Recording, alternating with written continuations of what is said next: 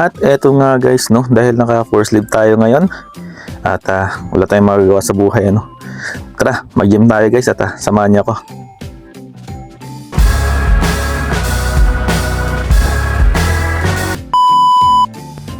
Eto nga guys, no, at papunta tayo sa gym at tara, mag-workout tayo guys. Samahan niyo ako mag-workout, ano. Papawis lang konti dahil wala tayong magawa. Dahil yun nga, sa narinig nyo, naka-leave tayo, ano, na wala sa plano.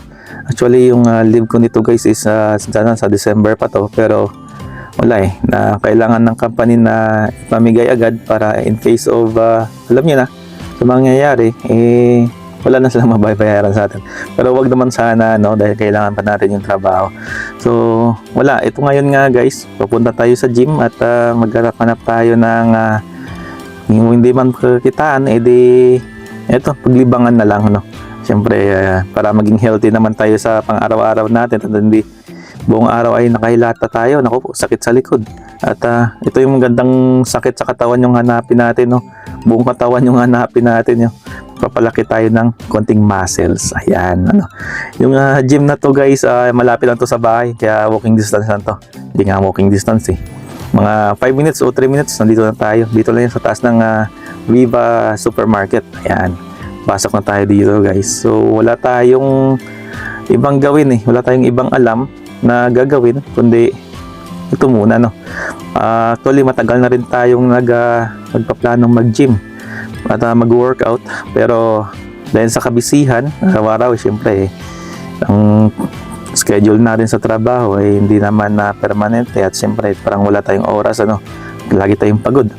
So ngayon na napagbigyan tayo ng pagkakataon na naka-leave tayo at wala sa planong leave, ito na lang yung gagawin natin, mag-workout na lang tayo dito guys. So eto, mag-start na tayo dito guys at tara, samahan nyo ako. Tignan nyo na lang guys kung anong gagawin ko dito. At actually ano ko to pang third day na pag-gym dito. So yung first and second hindi ko siya na videoan. So ito yung pang third day ko. At actually nga guys, masakit na dito yung buong katawan, no. Sakit na yung mga muscle ko dito, no. Ayan. At warm up muna tayo. Tsaka unat-unat muna ng katawan. At papawis konti bago tayo magbuhat ng kung anong pwede nating mabuhat dito, ano. At wala pa naman tayong magandang program, pero may mga alam naman tayo kung mga program na kung anong unahin natin, no, sa pagbubuhat. At lalo na nandito tayo sa loob ng gym, kailangan nating na may program talaga. So sa ngayon, warm up muna.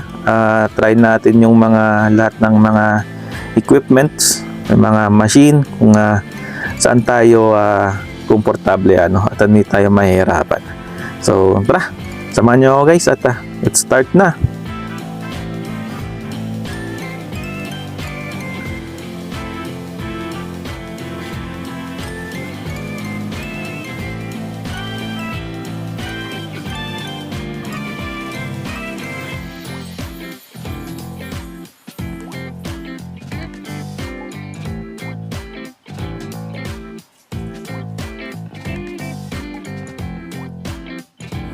At yun, pagtapos ng warm up at konting stretching, ito, treadmill muna tayo guys, no.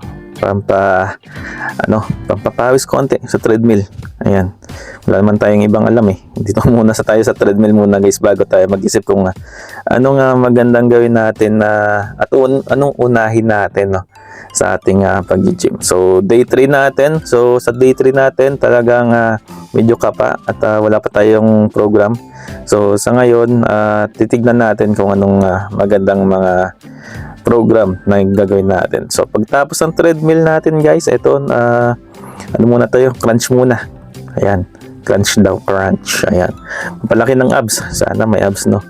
Ayan, gagawa tayo ng pull pack. Ayan, pull pack guys, hindi 6 pack. Pull pack abs tayo yung kailangan nating i-build. So crunch muna. So from core, from upper body muna guys, no. Yan muna yung unahin natin.